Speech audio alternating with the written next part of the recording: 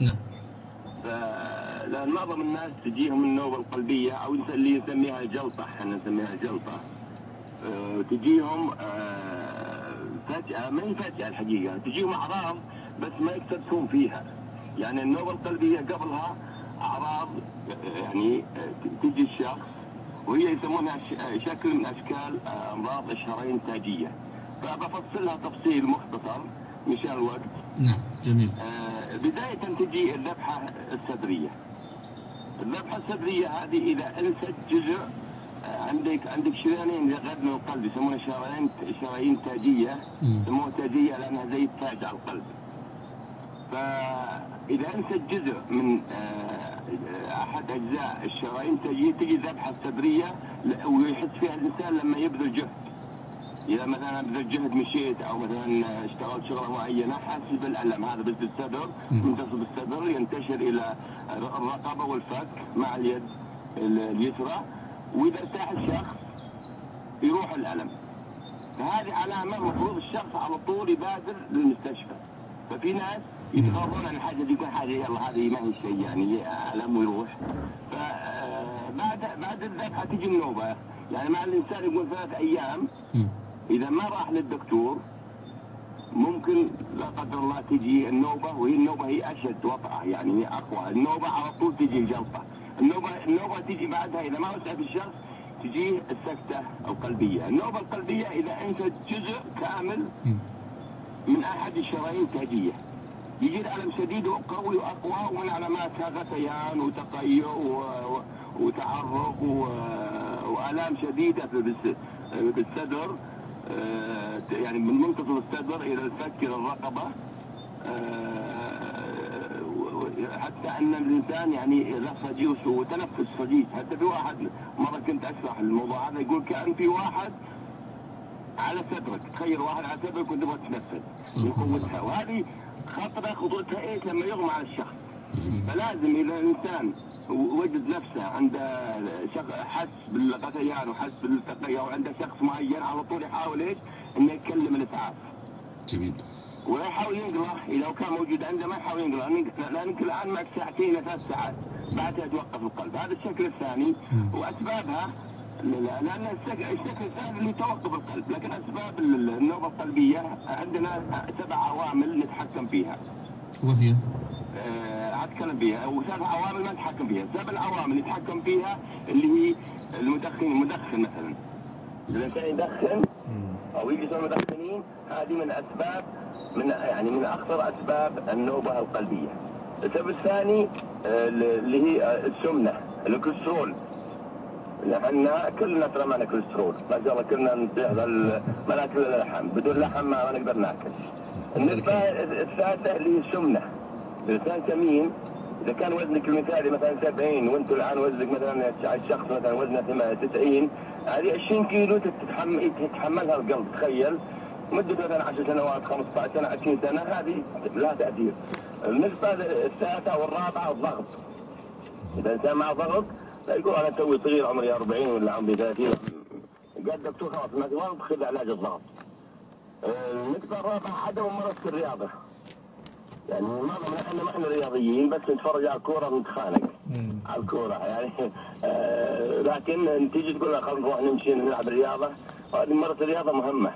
النقطه شو اسمها السكري اللي هي النقطه السادسه، والنقطه السابعه الاجهاد.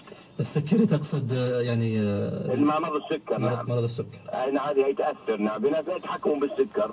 يعني انا لما يجي الشخص مع سكر لازم يتحكم بالسكر، ما يقول يا رجال خلاص يعني انا ما عندي. اكيد الموت الحياه بيد الله سبحانه وتعالى، لكن لازم الشخص يبغى يكون ما يبغى يكون عالة على الاخرين. جميل. هذه 7 أشياء نستطيع ان نتحكم فيها. 7 اشياء يعني اخرى. يعني ادخن ابعد او اجلس من المعضله ابعد. اذا انا سمين احاول اخفف السمنه، اتحكم فيها. طيب 7 أشياء الثلاث الاخرى ما اتحكم فيها اللي هي العمر. اللي عمره مثلا 60 يختلف عن اللي عمره 70. صحيح. النوع الثاني المرأة تختلف عن الرجل سبحان الله. المرأة ما تجيها، ولذلك ما نلاحظ ان معظم اللي تجيهم الجلطات الرجال. المرأة تفرز هرمون. الهرمون هذا يساعد على سيولة الدم. فدائما تخيل ان دائما زي اللي ياخذون الاسبرين حق الاطفال. يمكن لأن النساء ما يشيلون هم مثل الرجال. لا، هو يقول المرأة هي اللي تجلط الرجل، تضغط الرجل وتجلطها. الهرمون هذا يكون بالدم على طول. طيب. النقطة الأخيرة اللي هي الوراثة. إذا كنت وراثية أنا ما أقدر أتحكم فيها، إذا كنت وراثيا عائلتك فيها الأمر هذا، أمراض القلب، ومع ذلك تلقاك سمين مثلا الشخص او مدخن ولا تلعب رياضه وتطيح بهالمفطحات، هذه بعد تزود النسبه. جميل جميل. استاذ الكريم، نحن اخذنا يعني اكدنا على عامل المفاجاه في مثل هذه المداخله. نحن حتى الاسم الى الان لا نعرف الاسم. نعم، ما انا قلت اسمي فلاح الغدير. هي استاذ صلاح. نحن فلاح. نعم. جميل، كلها الصلاح والفلاح طيب. نعم. ان شاء الله. استاذ فلاح، نحن طبعا اخذنا رقم جوالك من جوال البرنامج، وقد ارسلت برساله مميزه. نحن بالاختيار العشوائي اخترنا حتى يكون هناك عامل مفاجاه ولا يكون هناك ترتيب مسبق، خاصه مع المستمعين. كيف كانت بدايه استماعكم لهذا البرنامج، برنامج بك اصبحنا؟ والله ارسل لي واحد رساله ايميل وذكر فيها الموضوع. والله اني كنت انا فاتح، اعتقد انا كنت فاتح شو اسمه، سمعت الموضوع هذا وعجبني. عقب جت رساله ورحنا للمنتدى، اعتقد اني بعد سجلت له منتدى بس ما فعلتوا اشتراكي. وش عمل فيكم؟ منذ متى؟ والله من زمان، يمكن من اكثر من 4 شهور يمكن او 6 شهور كذا. ما شاء الله. انت انا يمكن ما دخلت، ما ادري، بس كنا ما تفاعل، كنت ابغى اكتب على الموضوع هذا الحقيقه. جميل. نحن الان في منتصف او في بدايه النصف الاول من السنه الثالثه للبرنامج، وطبعا المستمعين لهم دور كبير في انهم يعني يكون لهم دعايه لمثل هذه برامج اذاعه القران الكريم ليعم فيها النفع. طبعا من ناحيه المنتدى هذا الكلام نوجهه للاخ ثامر وهو المسؤول عن المنتدى، ولكن ضغط المشاركين والمسجلين في المنتدى قد يشفع لنا قليلا.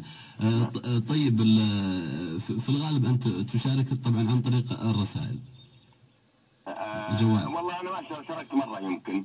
طيب، حظك جيد. تعرف يعني مرات الواحد يكون بالسياره وصعبه يعني الواحد يستعمل الجوال. ما انا اطلع بدري من العمل. جميل. احنا شغلنا من يعني يبدا من 7. نعم. جميل. يعني نادر ما او شاركت مره بس، ارسلت رساله مره بس. جميل.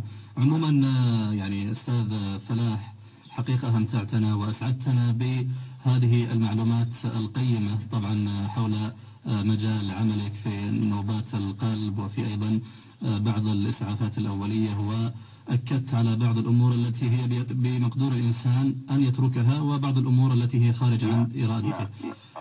لكن جميل الحقيقة أن مثلا المدخنون أن يسمعوا لمثل هذا الكلام. أيضا من لا يمارس الرياضة ومن يعني يجهد نفسه يعني الكثير من الأمور ربما تكون. ونوعية الأكل، احنا مشكلتنا الأكل ترى أكثر شيء بعد يا أخي. يعني مشكلتنا هي عندنا نوعية أكلنا، عندنا لازم ناكل لحم. إذا ما في لحم ما ناكل، وإذا المرأة ما طبخت لحم يا ويلها. طيب، والحل يعني؟ لا هو الواحد يقدر يا اخي. انا اقول لك تجربه، معليش. انا جربت مره اني اطبخ رز ابيض مع خضروات. قلت للاهل نبغى خضروات، نجرب. والله ارتحنا، يعني كاننا برمضان. تخيل يعني، شوف برمضان يعني الوضع يتغير، جسمك ومعدتك وكلك، فحتى يعني نفسيتك تتغير. يعني رز ابيض مع خضروات وزلطه وفواكه وتلقاها اطعم. انا سمعت مره برنامج يقول اذا كان الاكل طعم لذيذ لا تاكله. عشان واحد كان يتكلم ومتخصص غذاء، فيقول اذا كان الاكل لذيذ لا تاكله. احنا ليش لا نبهم يعني نكهات وبها دهون وبها يعني امور كذا اللي تجيب، وذاك لما تشوف الدهن بالطعام تشوف له نكهه تختلف.